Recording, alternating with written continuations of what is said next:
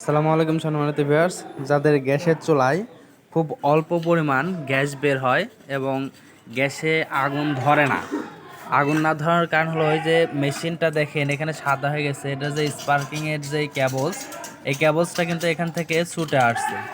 যে এয়ার প্রেশারটা আছে নজেল, এটার সাথে কিন্তু সাদা যেই নজেলটা থাকে এটাকে বলা হয় হচ্ছে স্পার্ক ম্যাগনেট। তো এখানে কিন্তু এই তারটা ছিঁড়ে গেছে, তারটা কিন্তু কেটে দিয়ে তারপর জয়েন্ট দিলেই এটা কিন্তু আর ফায়ার মিস্টেক করবে না। আর দেখেন এই যে এটার মাঝখানে যে ইয়েটা আছে বার্নার প্রিমিয়াম, এটার মধ্যে থেকে কিন্তু অনেকগুলো ময়লা বের হয়েছে। এই ময়লাগুলো আপনারা পরিষ্কার করে দেবেন।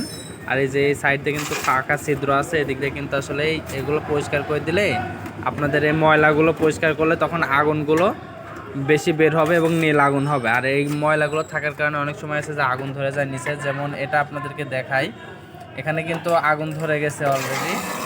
আগুন ধরে যাওয়ার কারণে এই যে দেখেন কালো হয়ে গেছে, এই দিকটা ফিডব্যাক করার কারণে আগুনগুলো আসলে এই যে নজল আছে নজলের মাথাতে আগুন ধরে গেছে।